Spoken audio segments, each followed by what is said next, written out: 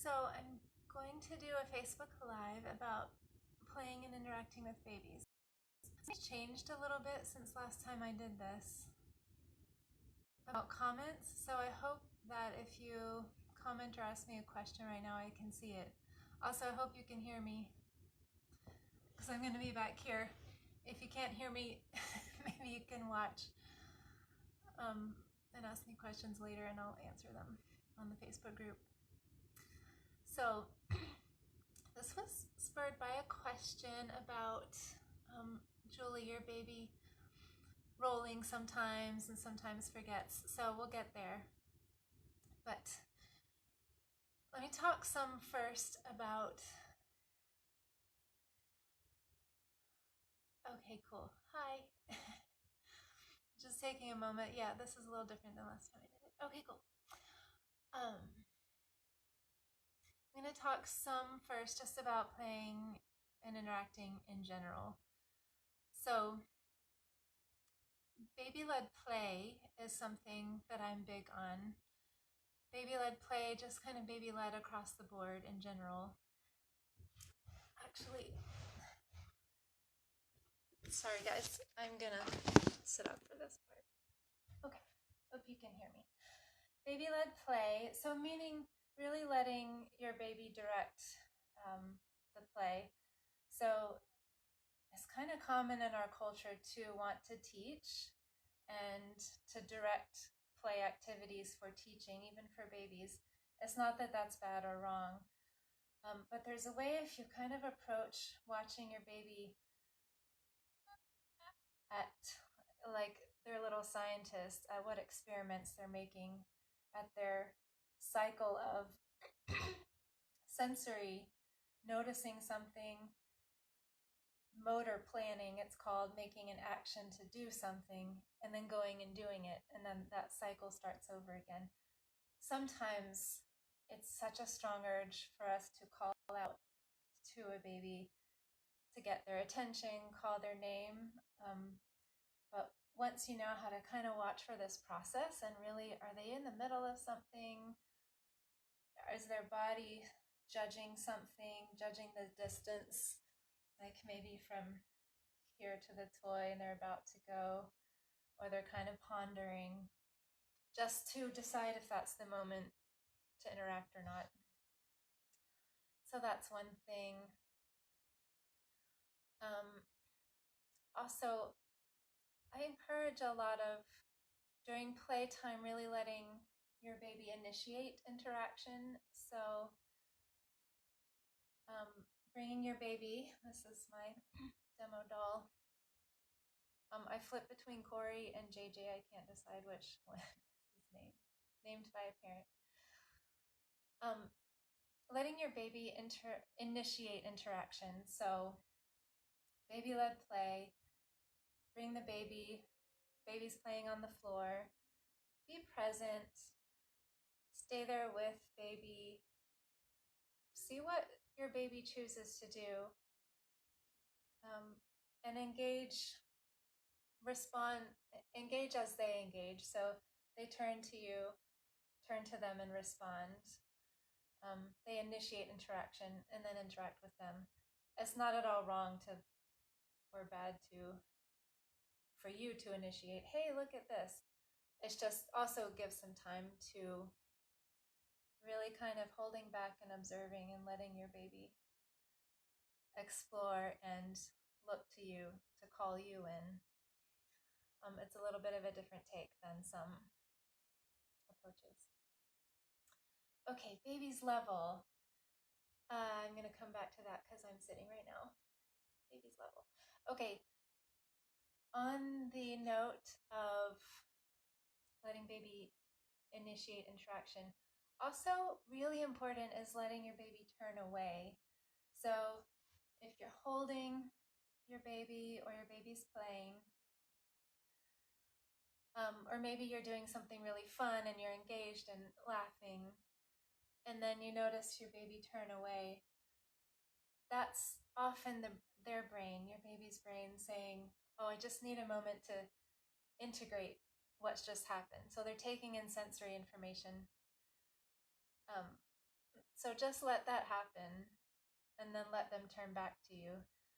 Or a younger baby that you're just holding in arms. Or friends or grandma comes over and wants to say, hi, baby, and play and engage with your baby. Baby turns away. That's a really important part of playing and interacting with babies. That turn away is often when we grown-ups will tend to try to, hey, call the name Corey, hey Corey, get them to turn back. So give that some time and space. It's a really valuable thing when baby turns away. They're really processing, and you can really trust that process. They'll turn back when they're ready. Or maybe they're older and they're standing and playing at the table, or maybe they're kind of thinking and observing. So it's really about reading your baby's cues and kind of looking, are they already engaged in something? And sometimes when you do that, you might be surprised at what you see them do next that you may not have thought of. Okay. Yeah, now I'm going to take this down and I'm coming into the floor. Okay, baby's level.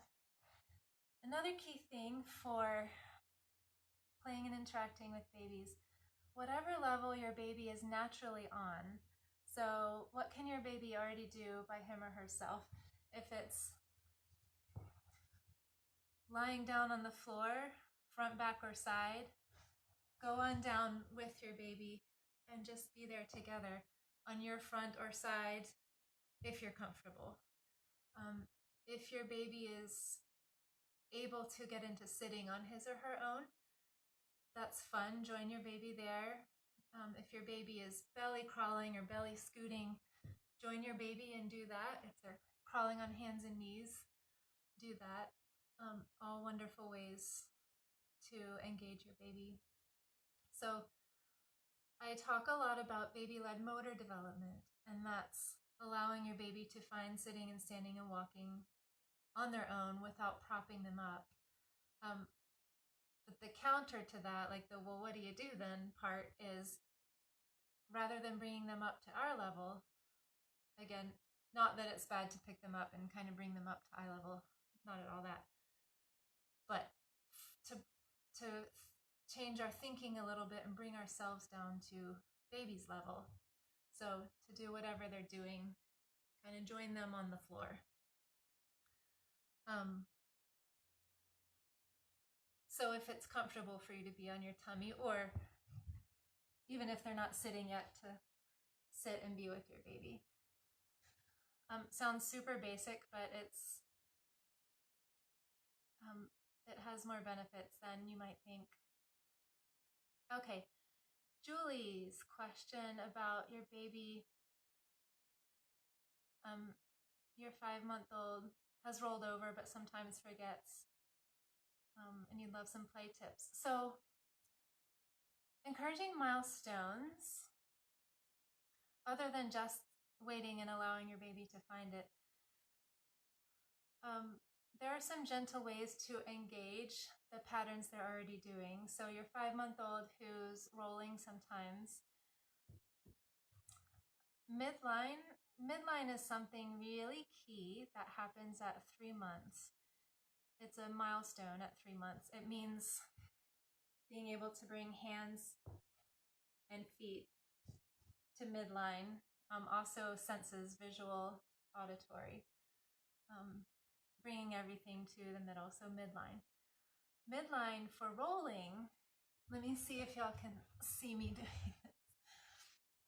Okay, so I'm going to show you midline in relation to rolling, and then I'll show you playing with that for rolling. So midline and rolling.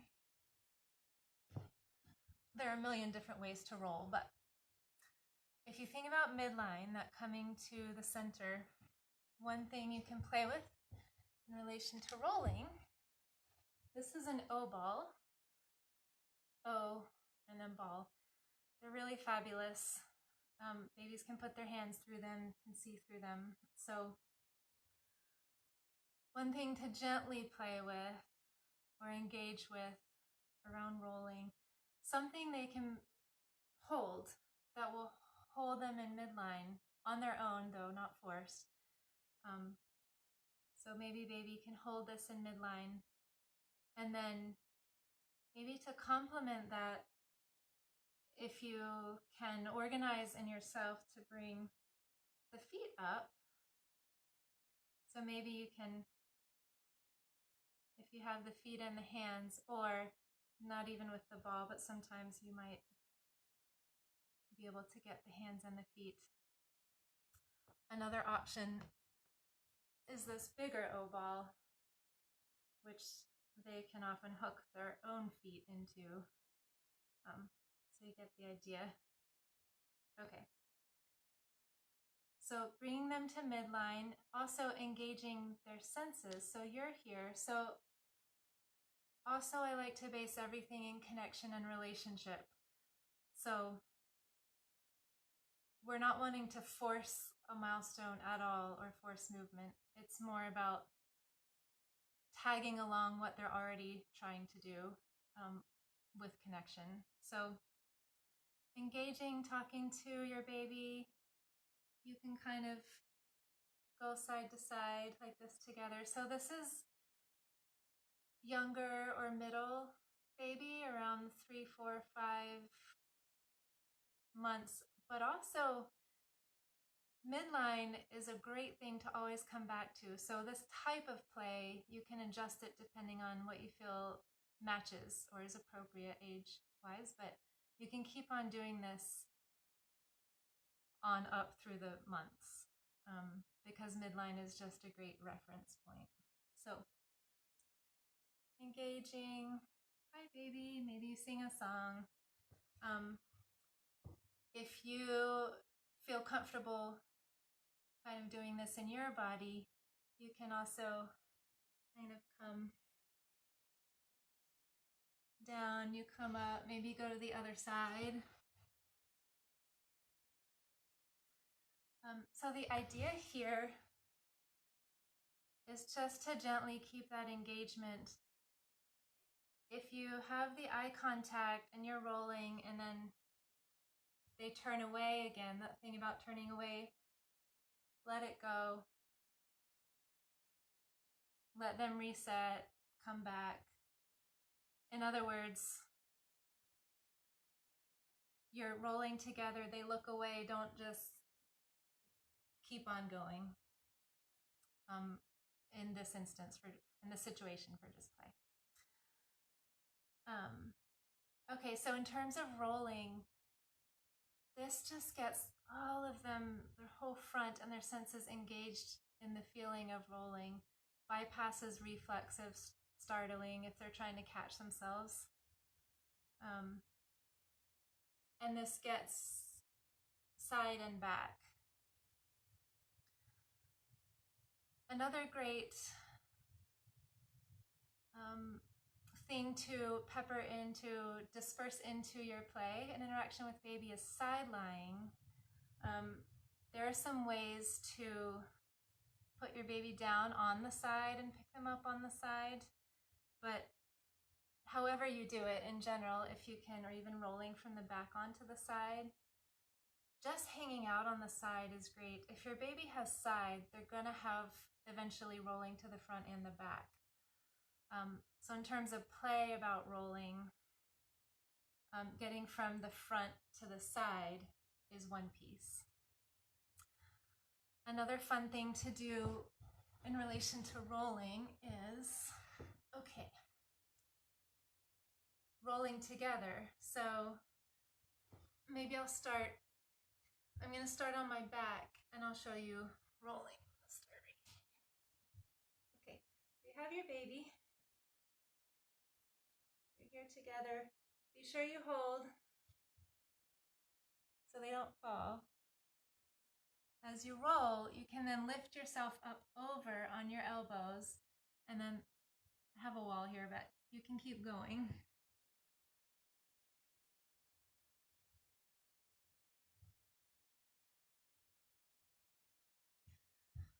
Okay, so my hair I'd probably tie back, it's getting in Doll's face. So another fun thing to do about rolling is roll together. And again, not in a forcing type of way for milestones, but really following along what they're already trying to do and doing it together in a fun way. Okay. Also, in terms of engaging rolling, and this can go for other things. Let me see, what am I saying? Let me show you rolling first. Just like we were doing kind of the midline and tracking with the senses together, you can do that also with something else. So if baby's engaged and you track, and maybe you pull it out far enough so they roll into the tummy. And again, never to force, but just respectfully, if it makes sense and goes into the flow of your play. What I was going to add, even at other stages, like maybe on the tummy, they're pivoting in a circle, putting toys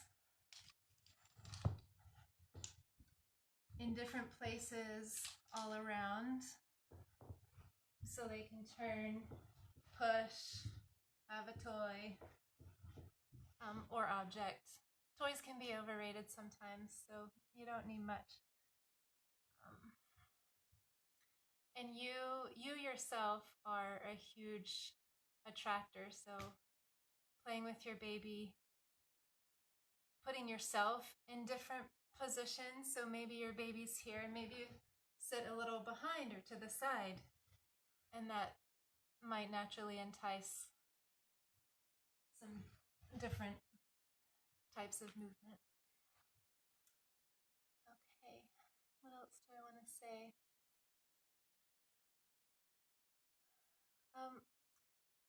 Overall, in terms of milestones, I would say much more important than trying to get them into the positions of the milestones. Much more important is offering them opportunities for weight shift on all different sides of the body. So being on their front, being on the side, being on the back, being on the other side, playing, sitting them in your lap in various ways. So maybe over to the side, or maybe in your arms, maybe over to the side, or maybe you kind of do a little air dancing. Just opportunities to move and shift their weight. Reflexes can get stuck. Sometimes babies need help with milestones, but very generally speaking, just having the opportunities to move and shift and go off center for the inner ear for balance, to experience different orientations and gravity, is going to be really key, and you can be really creative around that. Okay, that's the end of what I'm going to share. If anyone has asked questions or sent comments, I don't actually know how that comes up because it's different. Okay, well, it's not that. Okie doke, so I'm going to finish up and I'll see you guys in the group. Bye.